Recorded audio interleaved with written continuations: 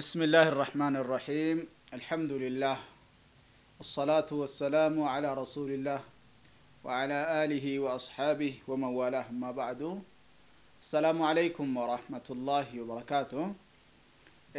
كبجمتوتا أواسا كينيا غغاري في قالي غيارا سغنتان نتي إسني قبني رفني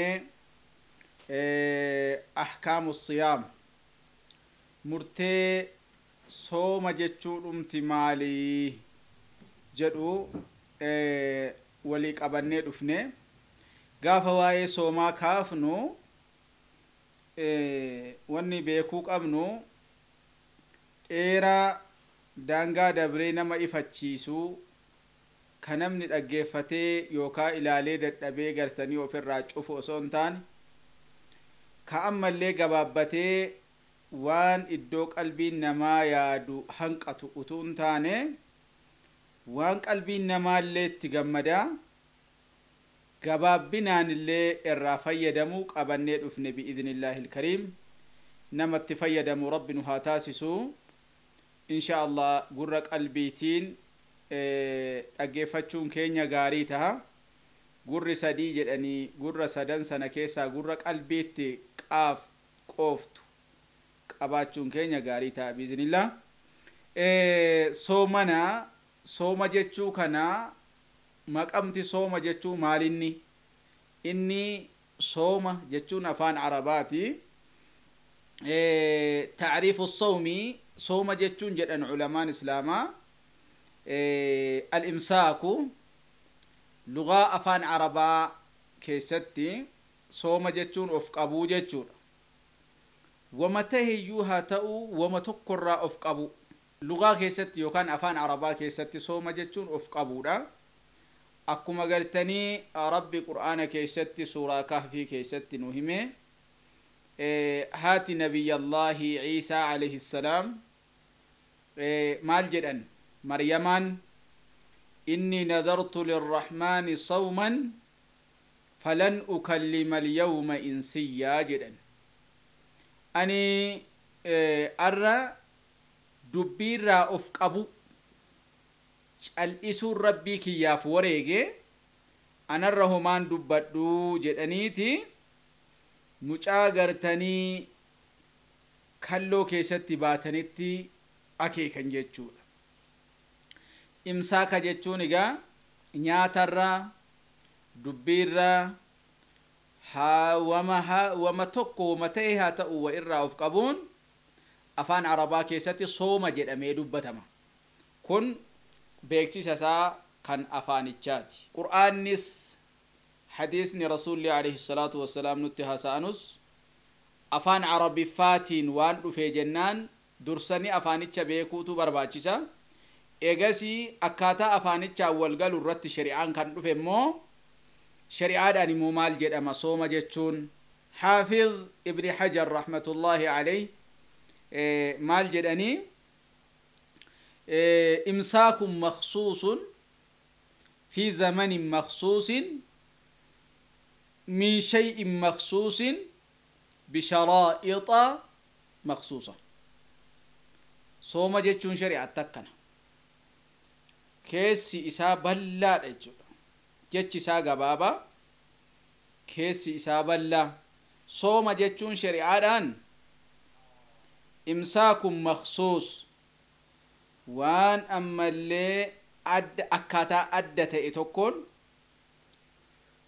وان أدت إتوكون را أفقبو وان أدت إتوكو أكاتا شريعان اتكايت وان أدت إتوكون را أفقبنا أفقبو أدت إتوكو كأفدن دا إتوكو أفقبنا سيرا أفدن دا توكون أفقبنا جو أكنا جتشوني شيخني عالمني قدان عثيمين رحمة الله عليه أكجدن أفقبون أدت إتوكو أكا أدت إتوكو تفقبون وإرّا وان شريعان أو توكورا وان إرّا أفقبامون برباچي سرّا أكا أفقبون اتبرباچي ستي أفقبون مالين نجدن هو التعبد لله إسمة ربي نقبرو إسمة ربي نقبرو راجدن fakkeenyaaf wanni adda ta'e nuti irraa of qabnu waan akka kamiiti kal akli akka nyaata irraa of qabu wa ashurbi akka dhugaatii irraa of qabu wasaa'iri almufattiraat waan sooma irraa nama faxarsiisu sooma nama hiiksisu irraa hunda isaarraa of qabuutu sooma jedhama bizamanin makhsuusin yeroo of danda'aa ta'e tokko immoo ta'uu qaba yeroo of danda'aa ta'e ta'uu qaba yoomirraa ka'ee min qubayli xuluuci shamsi min qubayli xuluuci alfajri ilaa taxaqquqi ghuruubi shams yeroon of danda'aa ta'e yeroo kami yeroo nu yeruma feene of qabnee yeroo feene nyaannu miti osoo fajriin hin ba'in dura osoo fajriin hin ba'in dura xiqqoo fajrii dura durfameetu osoo fajriin hin ba'in dura xiqqoo durfameetu of qabamuu qaba eega fajriin bahee miti utuu fajriin hin bahin dura xiqqoo eegasii booda amma dhugaadhaan aduun da'achuun isii beekamutti karaa seensaatiin of qabama gaafa dhugaadhaan aduun da'atteettiin beekame hin faxaramaa jechuudha yeroon daanga illee kana maaliin tahuu qaba niyyaadhaan tahuu qaba niyyaani nabiina alayhi salaatu wassalaam إنما الأعمال بالنيات جدا حديث عمر بن الخطاب رضي الله عنه وأرضاه دبة كيستي إنما الأعمال بالنيات وجين المنما قوتو تهي كان إننا ما كيبلمون نيان ما قوتو تهوداني جدا كان في نيا ربي قبروتين تهو قبا ماليف نيا كان مو سير رسا ماليف نيان سيرا قد أتجناني namni tokko haadha manaatii wal dhabuu danda'a haadha manaa isaatii wal dhabee guyyaa lama walittaan si halkaniif guyyaa nyaata dhiisuu danda'a dhugaatii dhiisuu danda'a hin soomin jedhamu nama akkanaatiin hin soomin jedhamu maaliif akkana aarii haadha manaa isaa akkana ta'e dubartiin tokko abbaa manaatii wal dhabdee namni ta'e haa ta'u namaa wal dhabee nyaata malee ooluu danda'a buluu danda'a kun xabiicaa waan uumamaan namni qabudha kun sooma jedhamee murteeffamu ka shari'aa islaamaatti sawaaba illee ittiin argatu seera rabbiin gabbaruutiin tahuu qaba ittiin rabbitti dhihaachuudhaa hojjetamuu qaba ulaagaa kaahame irratti tahuu qaba shari'aa islaamaatiin sooma jechuun akka kanaa jechuudha egaa gabaabinaan sooma jechuu akkanatti barree bira dabarree amma soomni kun egaa soomni akkanatti nu gabaabinaan keessa isaa hubanne dirqama moo sunnaadha soomni soomuun of qabuun nyaataa dhugaatii irraa of qabuun kun waan silaa nama hiiksisu irraa of eeguun kun dirqama moo sunnaadha karaadhuma godhamee jaallatamaadhuma moo dirqamaan itti gaafatama namni yoo dhiise lamatti qoodama tokko sooma dirqamaatu jira tokko immoo sooma sunnaa jaallatamaa yoo sunnaa jechuunii fi waajiba jechuun garaagarummaan isaa alwaajib dirqama wanni jedhamu maa yuthaabu faacilu namni waan sana raawwate waan itti ajajame sana seeratti ajajame raawwate itti miindeeffama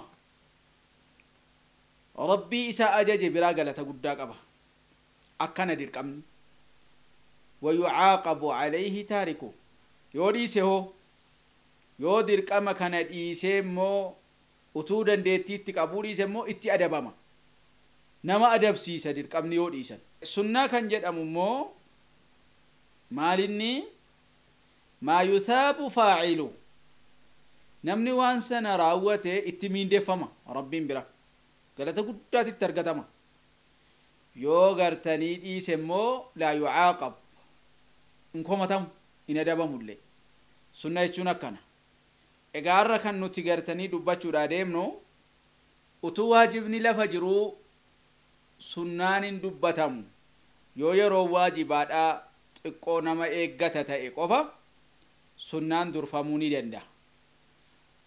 Amma yeroon keenya guddaan isaadhaa dura isa dirqamaa dubbachuutu nu qabata. Sooma ramadaanaa dubbanna amma. Soomni ramadaanaa dirqama moo sunnaadha? Soomni ramadaanaa dirqama.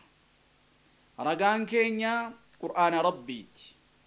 Rabbiin subhaanahu wa ta'aalaa suuraa baqaraa keessatti akkana jedha: yaa ayyuhalladhiina aamanuu, yaa isaan nannatti amantan tokkichummaa kiyyatti, gabbaramummaa kiyyatti, dandeettii kiyyatti, isin dura jiraachuu kiyya, isin booda jiraachuu kiyyatti warri amantan, warri ergamaa kiyyatti amantan, duniyaa irraa akkuma jiraattan duutanii qabriitti kaafamtanii gaafatamu, fuuldura rabbii dhaabachuu, qoratamu warri amantan, kutiba alaykumus siyaamu, dirqama taasifamee jira isin irratti soomni.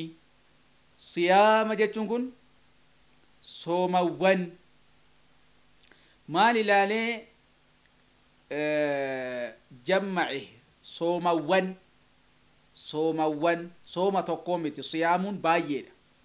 Sooma baay'ee maal ilaalee jammace yookaan baay'ise jedhanii ulamaan islaamaa tokko adada ayyaami ramadaan, guyyaalee gartanii lakkoofsa guyyaalee ramadaanaa, guyyaan ramadaanaa baay'eedha. Ayyaaman macduudaat jedha rabbi, guyyaalee lakkaahamtuudha guyyoota isiin 29 aga 30 guyyoota kana baay'ina isaanii ilaalee soomallee akkuma sanaan baay'ise. Maaliif gidduu faxaruun hiikuun waan jiruuf, halkan hiikanii guyyaa qabuun waan jiruuf. Inni lammaffaa sooma dirqamaa akkamitti baay'ate jennaan, tokko sooma gartanii rabbiin dirqama namarratti godhe ka ramadaanaati. Inni lammaffaa ammoo gartanii ka abbaan ofirratti dirqama godhu ka akka sooma nazrii, kan akka wareegaa, ka akka sooma sanii laaleetu baay'isee jedhan. Soomni ramadaanaa guyyaan isaa baay'eedha, guyyaa isaa laalee baay'isee.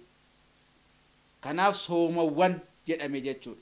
Soomawwan kun isin irratti dirqama isin irratti godhameera. Kamaa kutiba ala alladhiina min qablikum, akkuma warra isiniin duraa irratti dirqama godhame. Amma rabbiin keenya qur'aana kana keessa hikmaa gurguddaatu jira. Rabbiin ogummaadhaan dubbata, beekumsaan dubbata. Iccitii biraa nu barsiise rabbi qur'aana kana keessatti. Soomni nuyi gartanii ummata Muhammad irratti dirqama ta'e kuni nu qofarraan jalqabne soomni jechuu nu barsiise. Soomni ummata duraanii irratti illee jalqabee ummanni duraanii illee soomaa turan jechuudha. Akkuma warra isiniin duraa irratti dirqama godhame isin irratti illee dirqama godhame. Akkana jechuun namni gartanii nu malee ture, ummanni duraa soomaa ture, ummanni nabiyyoota duraa soomaa ture. Akkaataan soomaa wal haa dhabu malee. Akkaataan itti sooman adda adda ta'uu danda'a. Sababni isaa akkaataa nabiyyiin tokko ergamee, nabiyyiin tokko du'ee, nabiyyiin tokko bakka bu'uun shari'aan isaallee yeroodhaan akkaataa ummata yeroo sanaatiin ilaaleetu rabbiin kaan irraa hambisee kaan itti dabalee yeroodhaan jijjiiraafii deema. Akkaataan soomaa wal dhabuu danda'a, garuu ummanni duraanii soomaa turan jechuu haa beeknu. Qur'aanaan rabbi nuu hime alladhiina min qablikum la'allakum tattaquun, wanni rabbi dirqama isin irratti godheefi soomtanii rabbii keessan sodaannaan, soomtanii rabbii keessaniin bullaan haqiiqaadha. Rabbii keessan sodaachuun, namni soomu rabbii isaa sodaata, namni soomu sodaa rabbii isaa of keessaa qaba. Soomni mallattoo sodaa rabbiiti jechuudha. Haqiiqa rabbii keessan sodaachuun isin soomtan taanaan jedha rabbiin. Kanaafi maal jedha rabbiin subhaanahu wa ta'aalaa, sooma nurratti dirqama ta'e kana maqaan ji'a nuti keessa soomuu qabnu ji'a akkamiiti jechuun immoo aayata ittaanuun nu hima. Amma soomni isin irratti dirqama jechuu malee ji'a kam keessa akka soomnu nutti himamne ayatammaa kana keessatti. Ayatatti aanu keessatti immoo ji'a nuti keessa soomuun dirqama nurratti ta'e nutti hima Rabbi. Summaali shahru ramadaan alladhii unzila fiihi alqur'aanu, jiini ramadaanaa kabaja guddaa qabu tokkotu jira ji'a qur'aanni keessa bu'e jedha Rabbi. ji'a qur'aanni keessa bu'e hudan linnaasi qajeelchaa ilma namaa ka ta'e qur'aanni, wabayyinaatiin ka namaa hibsu min alhudaa walfurqaan, qajeelumaa fi dharaa fi dhugaa addaan namaa baasuudhaan ka namaa ibsu qur'aanni jiin inni keessa bu'e ji'a ramadaanaati jedha Rabbi. akka goota nuun jedha faman shahida minkumu shahra, namni gartanii isinirraa ji'a arge, faman shahida minkumu shahra, namni isinirraa ji'a ramadaanaa qaqqabate utuu inni gartanii duniyaarraan deemin, utuu inni duniyaarra jiru jiini ramadaanaa, utuu inni fayyaa qabu, utuu inni dandeettii qabu jiini ramadaanaa itti qaqqabe isinirraa namni ramadaana qaqqabe falyasumhu, ramadaana haa soomu ji'a ramadaanaa. jiini soomuun nurratti dirqamaadha ji'a ramadaanaati jechuudha. ji'icha nuu ibseera jechuudha Rabbi. jiinichi ji'a ramadaanaati. ramadaanni ji'a 12 Rabbi kaa'e keessa ji'a tokko. ji'a 12 Rabbi kaa'e keessa ramadaanni ji'a tokko. ji'a tokkoon sana keessa soomuutu nurratti dirqama. kan yeroo isaa eeggate kan Rabbi dirqama godhe ji'a ramadaanaati jechuudha. ومن كان مريضا نمني أكبستا تاتا أو على سفر يوكاهي مال الرجراتا أما ركني جاء رمضانا كيسا صومون دركما ركني قرو جاء رمضانا كان كيسا بأني جاء برا كيسا صومون ما يموف ديما ركني أكنا نما قلو توكو كمي توكو أكبستا dhukkuba sooma naman dandeessifne. dhukkuba kanaan soomuun maal fakkaata, bakka soomaa immoo maaltu bu'a waan jedhamu yoo Rabbi jedhee furuu'a ittaanu keessatti waan walitti deebinu ta'a. ammaaf maal arganna, namni yoo dhukkubsate ji'a ramadaanaa keessa soomuun dirqama. eenyu irratti dirqama tahan ganaadha waliin waan ilaallu ta'a. ji'a ramadaanaa keessa soomuun dirqama. nama dhukkubsate malee, nama himala bahe malee. namni dhukkubsate yookaan himala jiraate isarra jira lakkaahatee qadaa baasuun guyyoota bira. xikmaa rabbiiti as keessa immoo wanti jiru kan biraa tokko jira. fa'iddatun min ayyaamin ukhar jechuu kana keessa isarra jira lakkaachuun guyyoolee biraa. guyyaa biraa lakkaachuun isarra jira jechuun ma'anaan isaadha jiini ji'aan gara galfameen soomamu seerrisa. jiini ramadaanaa ji'a biraa keessa qadaa baafama yoo ta'e guyyaan jiini ramadaanaatti jalqabeef itti dhume lakkaa'amee guyyaadhaan soomama malee yoo ji'uma fayyaasaa dhukkubsattee ramadaana ji'a fayyaa dabarsite gaafati fayyitu shawwaaliin keessa yookaan zulqaadaa keessa fayyitee qadaan baasa yoo jette zulqaadaa jalqabaa amma xumuraatti zulqaadaa ji'a jedhamu soomtan jedhamu akkanaa miti. ramadaanni guyyaa meeqa soomamee jedhama. ramadaanni baranaa guyyaa 29 soomame yoo ta'e zulqaadaanatti keessa baasuu barbaadde immoo yoo 30 ta'e 30 sana qadaa baaftan jedhamu. kan ramadaanaa 29 baafta malee. yoo immoo ramadaanni guyyaa 30 ta'e yoo ammallee shawwaal yookaan zulqaadaanatti keessa baasuu barbaaddu guyyaa 29 ta'e guyyaa 29 zulqaadaa ka 30 sha'baanaatii wal jijjiiruun ta'u. zulqaadaa 29 sana soomteetu zulhijjaa ittaanurraa guyyaa tokkotti dabaltee 30 guutta. kan ramadaanaa guyyaan lakkaa'ama laazim. ji'a biraa keessa qadaa baasuuf kan ramadaanaa guyyaan lakkaa'ama. haala kanaan rabbiin keenya nu ajajee dirqama ta'uusaati. إني لما فادر كما توسا كيسا كانوا دبا وحديث رسولاتي عليه الصلاة والسلام رسول كينيا مال جدًا بني الإسلام على 5 إسلام من وشن الرا إجارميتو وشن الرت إجارم إسلام من وشن الرت إجارم كان كيسا تقو مالني صلاة شهادتين إيجا جدي إيجا صلاة إيجا ترتيبا زكاك أبين يساك يساك القلنك أبين يساك يسا برباچي سباسي واني إسر رجل صدفا أفرفا صوم رمضان إسلام ما كيسا لكا هما جيتشولا كان إجماع علماء إسلاما اللي درقمته سارت ولي قلني جرن علماء إسلاما رمضان درقمته سارت مؤمنتون كلي ولي قلني جرن كان رمضان درقمه أين يرت درقمتها كان جنمو يا رب جدي سجنتا كينيا إتانو ولتديبنا والسلام عليكم ورحمة الله وبركاته.